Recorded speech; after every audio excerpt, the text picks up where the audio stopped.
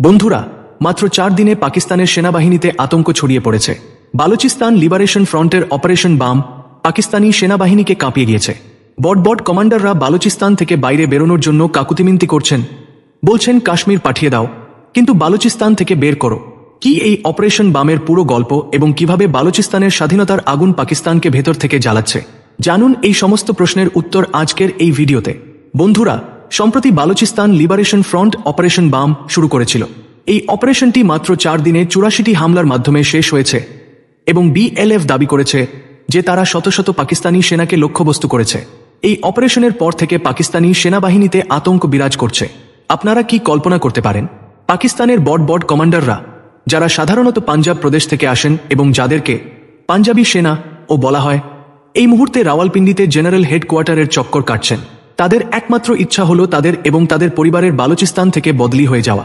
এমনকি যেসব কমান্ডারকে বালুচিস্তানে মোতায়েন করার কথা ছিল, তারাও এখন পাকিস্তান সেনাবাহিনী এবং আইএসআইতে নিজেদের পরিচিতদের ফোন করে অনুরোধ করছেন যে তাদের বালুচিস্তানের বদলে কাশ্মীরে পাঠানো হোক। তাদের বক্তব্য হল, কাশ্মীরে ভারতীয় সেনাবাহিনী 2-3 বছরে একবার হামলা করে, কিন্তু বালুচিস্তানে তো রোজ মার খাচ্ছি। এটিই বোঝায় যে বালুচিস্তানে পাকিস্তানি সেনাবাহিনীর অবস্থা কতটা বাজে হয়ে গেছে। বালুচিস্তানে স্বাধীনতার শিখা জ্বালানো দুটি প্রধান সংগঠন হল বালুচিস্তান লিবারেশন আর্মি এবং বালুচিস্তান লিবারেশন ফ্রন্ট। এদের কৌশল খুবই স্পষ্ট এবং মারাত্মক। তারা হামলা করার আগে নিশ্চিত করে যে সামরিক কনভয় বা চৌকিতে হামলা করতে হবে তাতে পাঞ্জাবি সৈনিক এবং অফিসার আছে কিনা, তাদের জন্য এটাই প্রাথমিক লক্ষ্য থাকে। এভাবে তারা পাকিস্তানি সেনাবাহিনীর মূল কেন্দ্রকে লক্ষ্যবস্তু বানাচ্ছে, যা পাঞ্জাবিদের নিয়ে গঠিত। বিএলএফ নিজেই একটি বিবৃতি জারি করে অপারেশন বামের সফল সমাপ্তির ঘোষণা করেছে।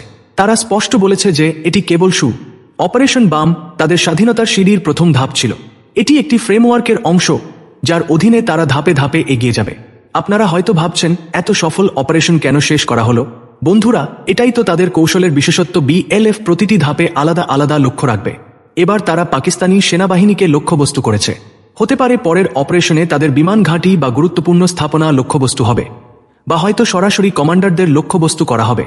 বিএলএ হয়তো বেশি হামলা করে, কিন্তু বিএলএফ অনেক বেশি কার্যকর, কারণ তাদের হামলাগুলো বেশি সংগঠিত এবং সুপরিকল্পিত হয়। এই কারণেই যখনই বিএলএফ সক্রিয় হয়েছে, পাকিস্তানের সেনাবাহিনীকে সবচেয়ে বেশি ক্ষতির সম্মুখীন হতে হয়েছে। এবার বিএলএফ এর উদ্দেশ্য শুধু ক্ষতি করা নয়, বরং বালুচিস্তানের জন্য পূর্ণ স্বাধীনতা অর্জন করা। পাকিস্তানের সেনাবাহিনী এই মুহূর্তে কি করবে বুঝতে পারছে না। আগে যখন এমন হামলা হতো, তখন তারা বালুচিস্তানে অল আউট অপারেশন শুরু করত, অর্থাৎ পুরো সেনাবাহিনী মোতায়েন করে দিত, যার ফলে বিএলএ এবং বিএলএফ এর অনেক কমান্ডার ও সৈনিক মারা যেত এবং স্বাধীনতার আন্দোলন কিছু বছরের জন্য শান্ত হয়ে যেত। কিন্তু এবার তারা তা করতে পারছে না এবং এটাই তাদের সবচেয়ে বড় দুর্বলতা হয়ে দাঁড়িয়েছে। কেন? কারণ বন্ধুরা, ভারত অপারেশন সিঁদুরকে শুধু পজ করেছে, শেষ করেনি। অর্থাৎ ভারত তার সামরিক কার্যকলাপ সীমান্তে থামিয়ে রেখেছে, শেষ করেনি। যদি পাকিস্তান ভারত সীমান্ত থেকে তার সেনা সরিয়ে বালুচিস্তানে অল আউট অপারেশন শুরু করে, তাহলে তাদের ভয় যে ভারত যে কোনো সময় পাকিস্তানে প্রবেশ করতে পারে। তারা একসঙ্গে দুটি ফ্রন্টে লড়াই করার মতো অবস্থায় নেই। বিএলএ এবং বিএলএফ এই সুযোগের সদ্ব্যবহার করছে। তারা জানে যে পাকিস্তানের সেনাবাহিনী এই মুহূর্তে দ্বিধায় আছে এবং বড় পদক্ষেপ নিতে ভয় পাচ্ছে। এটি একটি অত্যন্ত জটিল এবং গুরুত্বপূর্ণ ভূরাজনৈতিক ঘটনা, যার প্রভাব পুরো অঞ্চলে পড়তে পারে। বালুচিস্তানে চলমান এই সংঘাত পাকিস্তানের অভ্যন্তরীণ কাঠামোকে কাঁপিয়ে দিচ্ছে এবং আগামীতে এর আরও বড় ফলাফল দেখা যেতে পারে।